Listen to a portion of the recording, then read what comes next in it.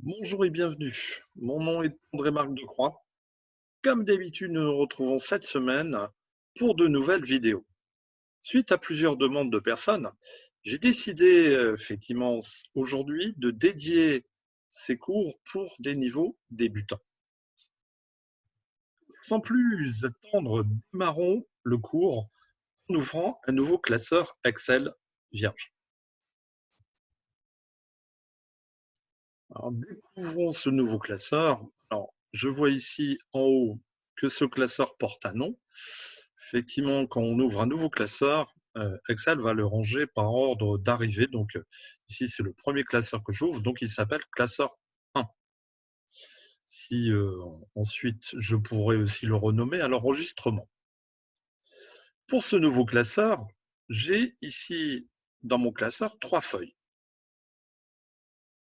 Alors, il faut savoir que pour les anciennes versions 2010, vous avez 3 feuilles d'origine.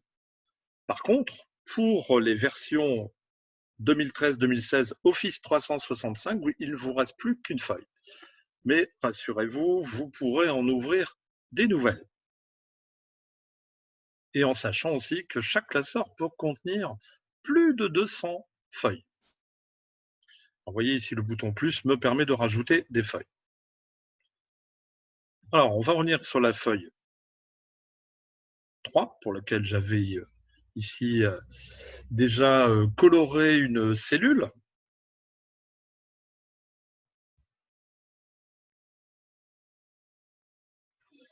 Alors, sur cette feuille, ici, on a, comme ici, j'ai sélectionné la cellule G10.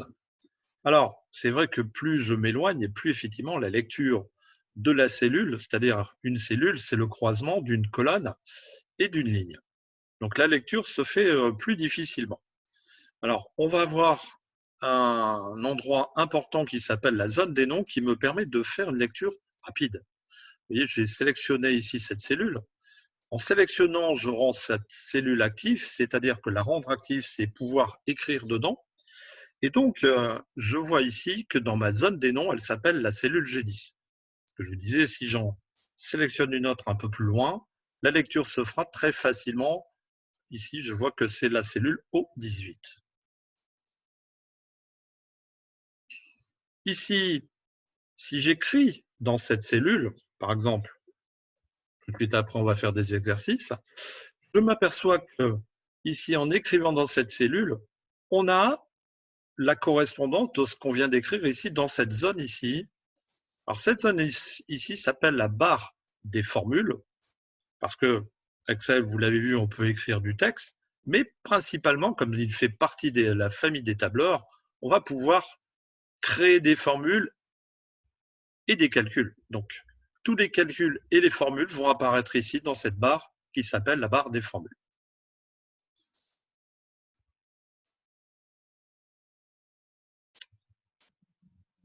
Alors, revenons tout de suite.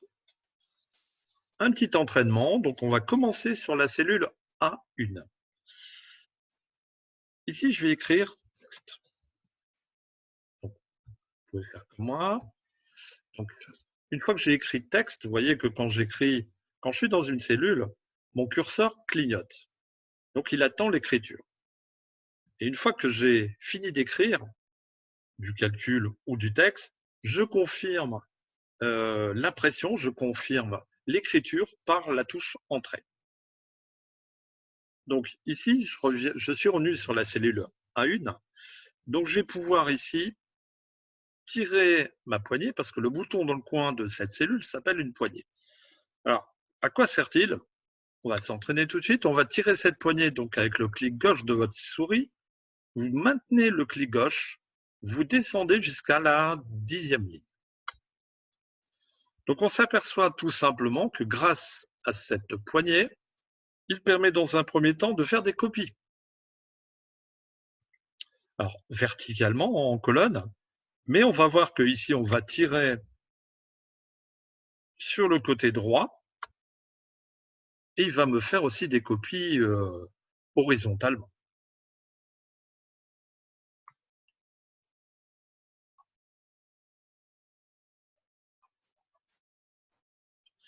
Ensuite,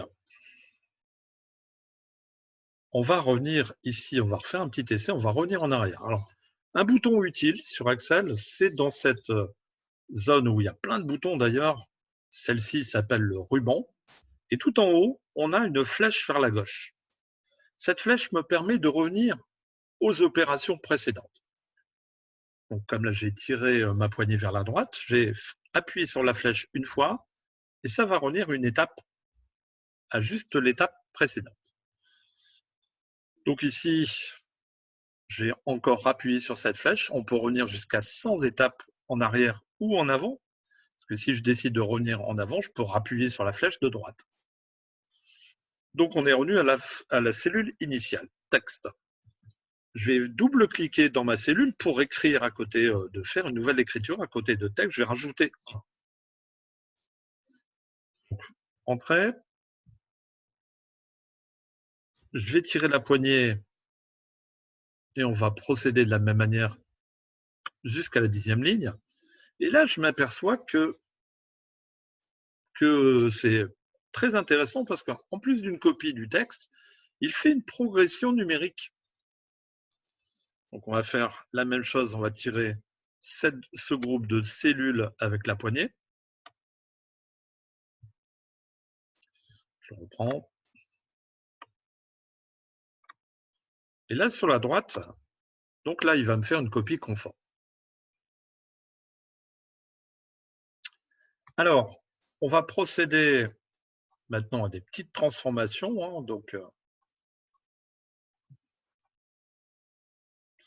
on va sélectionner la 3e colonne. Alors, sélectionner la colonne, c'est appuyer sur le bouton C, mais qui permet de sélectionner la colonne entière ou le groupe de cellules uniquement. Donc, pour sélectionner un groupe de cellules, on se met dans la première cellule, j'appuie sur le clic gauche de ma souris, je le maintiens jusqu'à la 10e cellule, et on arrive donc à sélectionner un groupe de cellules. Vous voyez que la poignée se retrouve toujours dans le coin droit de ce groupe de cellules. Ici, pour ce groupe de cellules, je voudrais, donc je vais revenir sur l'onglet Accueil. Ici, on a plusieurs onglets, dont celui l'accueil. Alors, il faut savoir que l'onglet Accueil, on y passe 80% du temps. Et ici, je vais modifier la police d'écriture. Alors, c'est vrai que par défaut, la police d'écriture est une police calibrée. Je vais la modifier. On va aller chercher une autre police. Alors, attention, on a plus de 220. On va choisir la Comics en MS. Un peu plus fun. Hein. Vous voyez que là, on est sur... Je vais agrandir un peu le texte pour que vous voyez bien. Donc, on a une police beaucoup plus fun. Ensuite,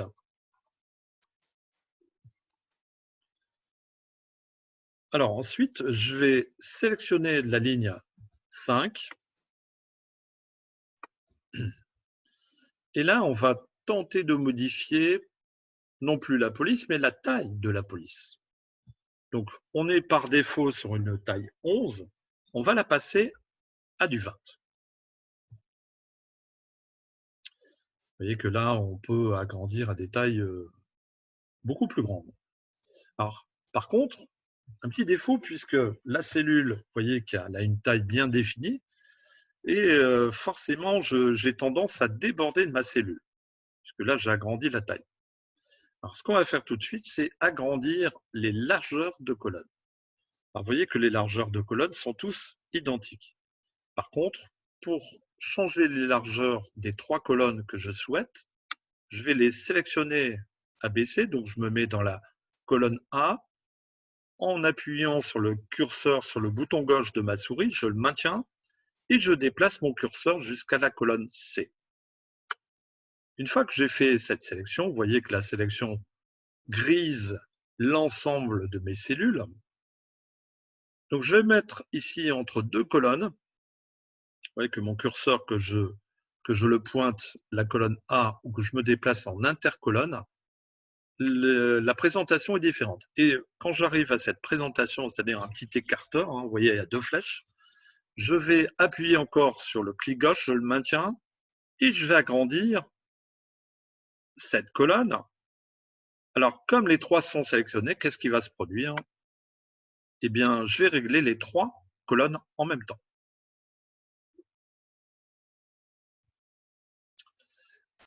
Alors, on va sélectionner une autre ligne. Ici, on va dans le groupe police, toujours de l'onglet accueil. Je vais modifier, puisque par défaut, on n'a pas de caractère gras. Donc, je m'aperçois que dans le groupe police, j'ai un bouton qui s'appelle G, la lettre G. Vous voyez que quand j'approche mon curseur de cette lettre G, il m'indique à quoi elle sert. Gras, donc là, je le synopsis. Et chose intéressante, il me donne aussi le raccourci clavier, puisqu'effectivement, si j'appuie en même temps que la sélection, j'appuie sur la touche CTRL et en même temps la touche G. Je vais passer donc mes 3 sélections ici, mes 3 cellules sélectionnées, je vais les passer en gras. Alors, je vais simplement appuyer sur G. Vous voyez que la transformation s'est opérée. Alors, je vais ici maintenant sélectionner 3 autres cellules pour lesquelles je désire les transformer en lettres italiques. Alors, l'italique, c'est les caractères penchés. Et en même temps, je voudrais les souligner. Donc, vous voyez, j'ai le bouton S à côté et toujours des touches raccourci clavier, combiné clavier, CTRL U. Donc là, j'ai passé en italique et en souligné. Par contre, si je décide de retirer le souligné, à tout moment, je peux le désamorcer, le désélectionner et revenir à une écriture seulement italique. Alors ici en dessous, je vous propose dans la colonne B, en dessous du texte, on va mettre des chiffres. Je vais mettre 55. Parce que là, j'ai mis du texte. Vous voyez que quand je mets du texte, suivi même du valeur, tous les caractères s'alignent sur la gauche. Parce que Excel reconnaît 2 types importants d'écriture. Tout ce qui est texte, il va vous signaler et l'aligner à gauche. Donc après, il faudra le remettre au milieu des colonnes pour avoir une meilleure présentation. Par contre, quand je mets des chiffres, vous voyez que là, il l'aligne à droite. Parce qu'il reconnaît aussi toutes les valeurs numériques. Donc, ici, je vais tirer sur quelques lignes. Et donc là, encore une fois, il fait une copie. Alors, comment j'aimerais que, vous voyez, avoir une suite numérique, ça serait intéressant. Par exemple, si je fais 1, 2, 3, j'aimerais pas le recopier manuellement. Donc, pour indiquer à Excel une suite logique, je vais d'abord lui mettre 55 dans la première cellule, puis lui dire, après, tu vas faire une progression de 1. Donc, à la limite, je vais déjà lui donner un fil rouge, un fil conducteur. Donc, je vais sélectionner mes 2 cellules. Et une fois que j'ai ma poignée qu'on avait précédemment, je tire celle-ci. Et donc là, j'ai bien une suite numérique et d'une différence de 1. Voilà, ce premier cours de base qui nous permet de prendre en compte les différences entre du texte, qu'est-ce qu'on peut faire avec du texte, est très important. Donc, je vous donne rendez-vous pour le cours numéro 2, toujours au niveau débutant. Cette semaine sera consacrée aux débutants, puisqu'effectivement, il y a quand même des gens qui débutent encore aujourd'hui. Donc, je vous retrouve demain. Je vous souhaite une bonne soirée et au revoir. Merci.